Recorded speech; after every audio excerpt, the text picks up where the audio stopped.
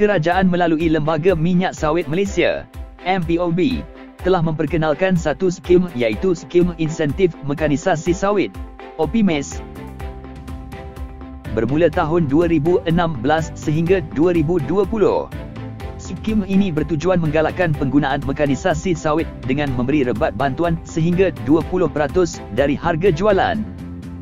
Skim OPMES telah memberi manfaat kepada hampir 650 orang ataupun bersamaan dengan 1,400 unit mesin dan alatan kepada penerima yang terdiri daripada pekebun kecil, kontraktor dan syarikat korporat.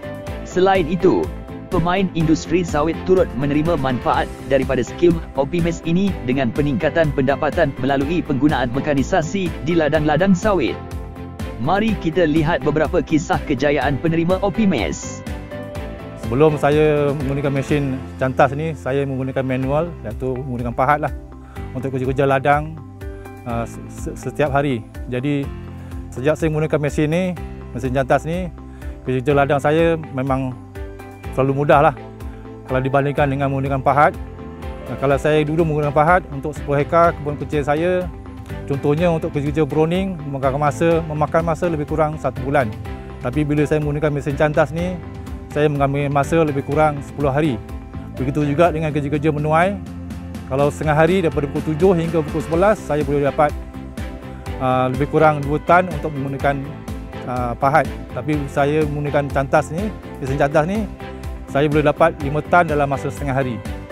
Jadi saya nak ucapkan terima kasih kepada banyak kepada MPOB kerana memberi skim bantuan untuk membeli mesin MPOB ni. Semasa kerja penuaian dijalankan pada 2018-2019, kerja-kerja menuai hanya menggunakan wheelbarrow ataupun kereta sorong, di mana sepanjang pelaksanaan kerja itu pihak kami hanya mencapai dalam 0.5 hingga 0.8 hingga 1 metrik tan per man day.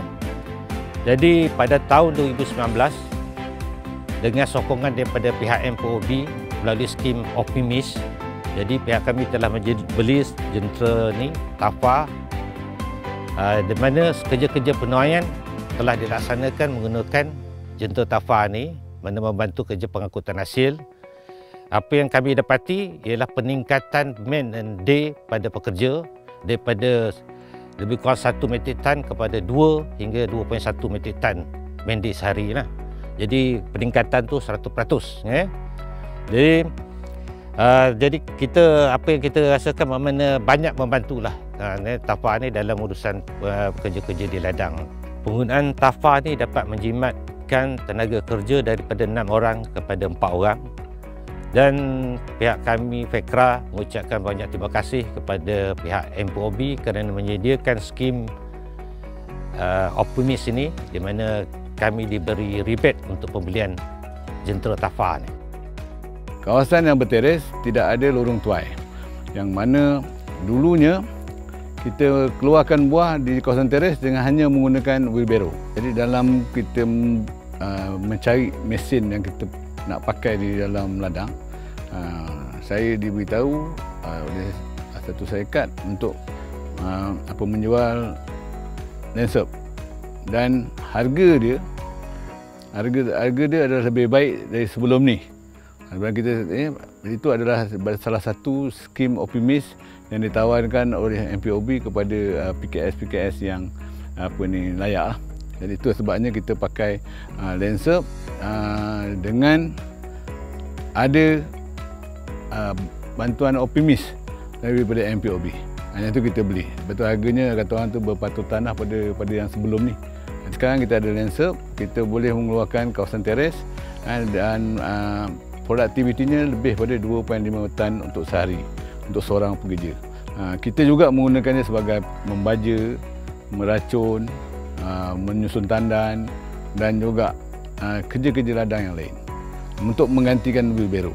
Sungguh pun dia dalam keadaan slow, tapi itu adalah satu jalan yang selamat, di mana kita tak perlu pakai orang ramai, dan satu orang boleh handle dan boleh menjalankan kerja-kerja berat seperti tadi loading, dia boleh seorang je untuk itu.